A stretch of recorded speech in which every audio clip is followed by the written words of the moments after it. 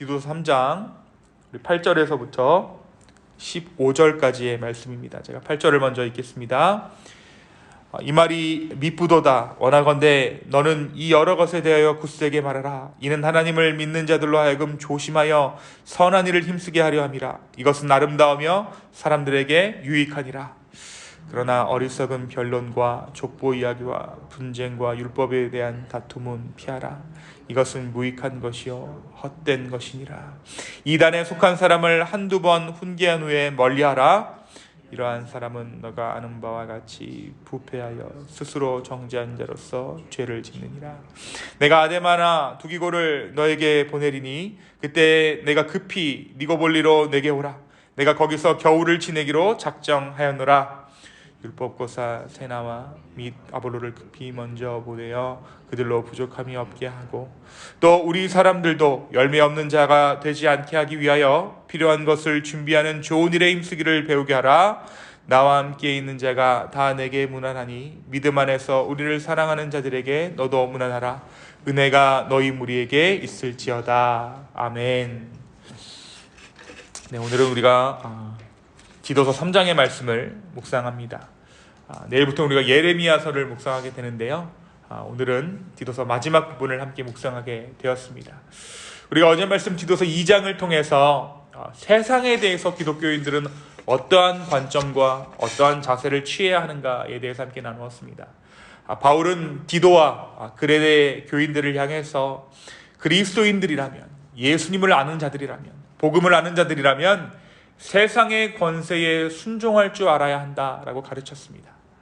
그들을 비방하기보다, 세상 권세에 대해서 비방하기보다 오히려 그리스도인의 선한 행실로 인해 그리스도의 복음을 삶으로 담아내야 한다라고 바울이 어제 말씀 가운데 디도를 통해 권면하는 것을 우리가 함께 나누었습니다. 디도서 2장 1절에서부터 어제까지의 본문이 바로 그리스도인의 삶에 대한 그러한 권면에 대한 것이었다면 8절에서 말하는 이 여러 것은 바로 이 그리스도인의 삶에 대한 여러 가지 조언들을 의미합니다. 디도는 목회자로서 사명을 가지고 이러한 삶에 대한 조언들을 그레데 교인들에게 굳세게 전해야 합니다. 흔들림이 없어야 한다는 것이죠. 그래야 할 분명한 이유가 있었습니다. 어제 말씀드린 대로 이 디도가 섬기는 교회 안에는 신앙에 관한 지식이 복음의 전부인 양 호도하는 그러한 사람들이 있었다라는 거예요. 그러니까 지식이 전부이다 보니까 그들이 간과하고 있는 것이 있었죠. 무엇입니까? 삶에 대한 부분이었어요. 머리로는 채워지는데 삶이 따라가지 못하라는 것이죠. 교리에는 밝은데, 율법에는 밝은데 삶은 살지 못하는 사람들이 그레데 교회 가운데 있었다라는 것입니다. 또 한 가지, 그들의 가운데에는 자유를 너무나도 강조한 나머지 방종으로 흘러버린 사람들이 있었습니다. 이와 같은 상황에서 바울은 진리란 순종이다라고 이야기해요. 진리란 순종이다, 복음이란 순종이다라는 것이죠. 지식의 양이 아닌 삶의 모양으로 우리의 삶이 구별된다라는 것입니다.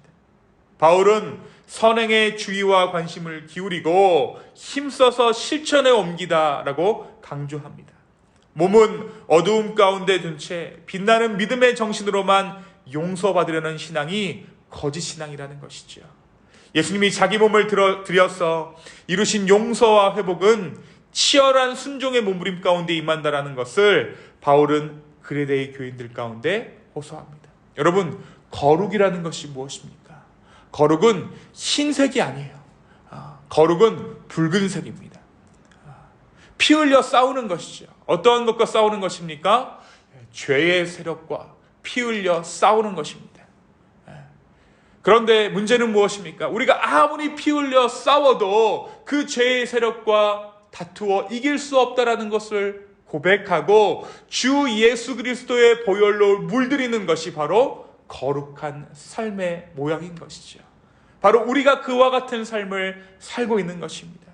주님은 그러한 핏빛나는 거룩을 희다라고 말씀해 주시는 거예요. 너희가 순결하다라고 말씀해 주시는 것이죠. 이어지는 9절과 11절의 내용 가운데 구약의 족보에 과도한 의미를 부여하는 토론, 그리고 율법으로 정결과 부정을 나누는 논쟁만을 일삼는 거짓 교사들에 대한 이야기가 등장합니다. 이 거짓 교사들에게는 구약의 족보가 구원의 증거와도 같았고, 고도화된 율법을 통해서 구원에 대한 잣대를 자기들 마음대로 휘둘렀습니다. 그러나 어떻습니까? 디도는 이런 사람들과 싸우느라 다투느라 시간을 허비해서는 안 됩니다. 이미 돌아올 가망이 없을 만큼 부패한 그들 가운데, 그들 때문에 굳이 험한 말을 하면서 그들 가운데 힘을 허비하면서 소비할 필요가 없다라는 것이죠. 교인들에게 쏟아야 할 시간을 낭비할 수는 없었기 때문입니다. 여러분, 깨끗한 물에 더러운 것이 들어가면 그 더러운 것을 골라내느라 힘과 시간을 낭비하는 것이 아니라 깨끗한 물을 더 부어서 물을 맑게 해야 한다는 거예요. 바울은 이러한 이단들을 한 번, 두 번 훈계한 후에 멀리하라고 권면합니다. 이들과 시비를 붙는 것은, 시비를 가리는 것은 교인들로 하여금, 더 나아가 교회 공동체로 하여금 혼란만 가중시키는 일이기 때문에 그렇습니다. 이어지는 말씀 12절과 15절에서는 앞으로의 사역 일정에 대해서 계획을 짜주는 것을 그 내용으로 하고 있습니다. 바울이 아데마와 두기고를 보내면 디도는 그레데 사역을 끝내고 니고볼리에서 바울과 합류해야 합니다. 그것이 바울의 요청이었어요. 세나와 아볼로, 그들이 가야 할 곳으로 급히 보내되 궁핍하지 않도록 여정에 필요한 것을 공급해 주라고 이 디도에게 요청합니다. 그리고 그레데 성도들에게도 순회 사역자들을 도움으로써 복음 사역에 동참하는 이 선한 일의 중요성을 잘 가르치라고 디도에게 권면하고 있죠.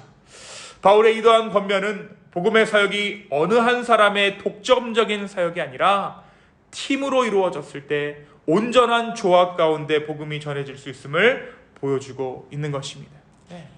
복음은 공동체라는 거예요. 복음은 단순히 개인의 구원만을 다루는 것이 아니라 복음이란 공동체가 살아나는 것이고, 복음이란 팀 사역이라는 것이죠.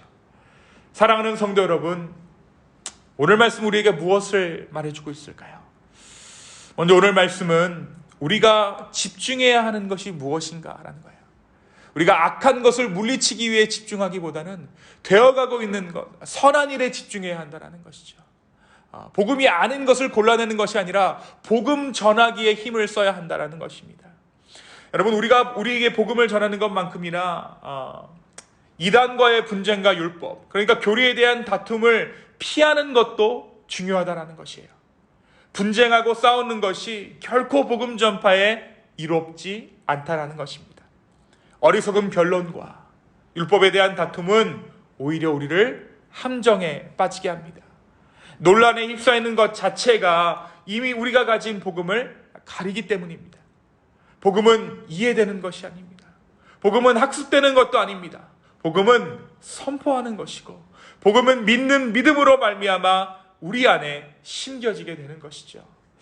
만약에 우리가 이단과 논쟁이 붙었다고 가정했을 때, 우리가 만약 그 논쟁에서 이기게 되면, 논리적으로 완벽하게 설명해서 이단과의 다툼에서 우리가 승리하게 되면 그들이 회심해서 예수 그리스도의 복음을 받아들이게 될까요? 결과적으로 아닙니다. 그들 가운데 믿음이 들어가야 되는 거예요. 아무리 우리가 논리적으로 설명해서 예수 그리스도의 하나님 아들됨을 증명한다 한들 그들은 회심하지 않는다라는 것이죠. 그들이 믿어지려면 그들의 때가 임해야 한다는 거예요. 하나님의 때가 그들의 삶 가운데 임해야 한다는 것이죠. 다만 우리는 그 상황을 놓고 기도해야 한다는 것입니다. 바울은 그래서 이러한 이단과의 다툼이 오히려 우리를 지치게 할 것을 우려하고 있는 것이죠. 그들 스스로가 스스로의 열매를 맺게 될 것이라고 단언하고 있습니다. 우리 11절에 보니까 바울이 뭐라고 얘기합니까? 이러한 사람은 너가 아는 바와 같이 부패하여 스스로 정죄한 자로서 죄를 짓느니라. 여러분, 죄를 짓고 있다는 거예요. 그렇다면 이 죄에 대한 형벌은, 죄에 대한 대가는 누가 결정하고 치르게 됩니까? 치르게 하십니까? 하나님께서 치르게 하신다는 것입니다. 우리가 심판자가 되지 말라는 것이죠. 우리가 휘말리지 말라는 것입니다. 하나님께서는 그런 우리를 보호하기 원하신다는 것입니다. 사랑하는 성도 여러분, 복음을 전하는 데에도 지혜가 필요합니다. 우리의 뜻과 지혜로 되지 않은 것이 바로 복음의 선포이고 복음의 전파입니다. 주님께서 주시는 지혜로 피할 것은 피하며 온전한 복음을 전할 수 있는 저와 여러분 되기를, 기쁨의 교회 되기를 예수님의 이름으로 축원합니다.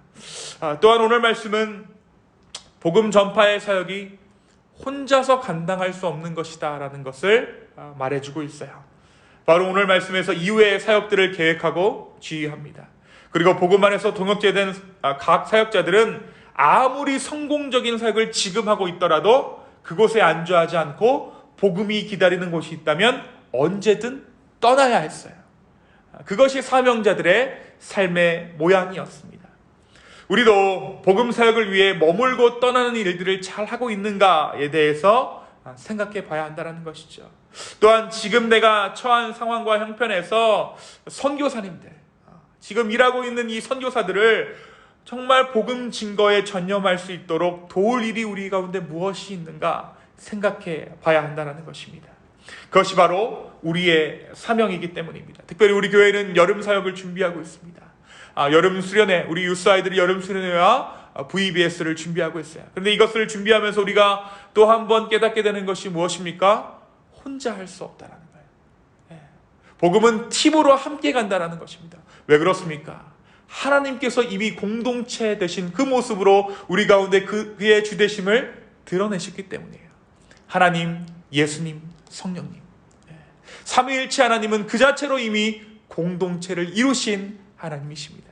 그래서 복음은 혼자서 독불장군처럼 혼자서 잘난 맛에 혼자서 지식의 깨달음으로 전할 수 없다라는 것이죠.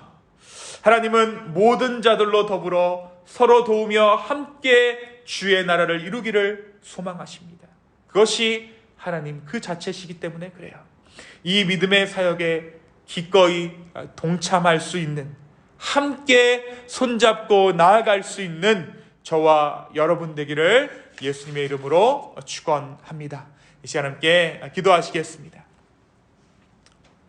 주님, 오늘 이 디도서 3장의 말씀을 통해서 우리 가운데 복음 전파의 놀라운 섭리에 대해 말씀하여 주시니 주여 감사합니다.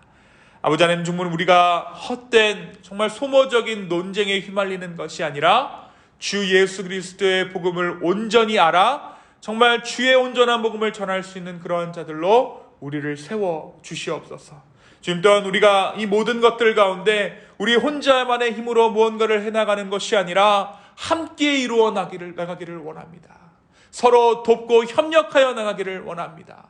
주여, 우리 가운데 함께하여 주시고 협력의 마음들을 허락하여 주시옵소서.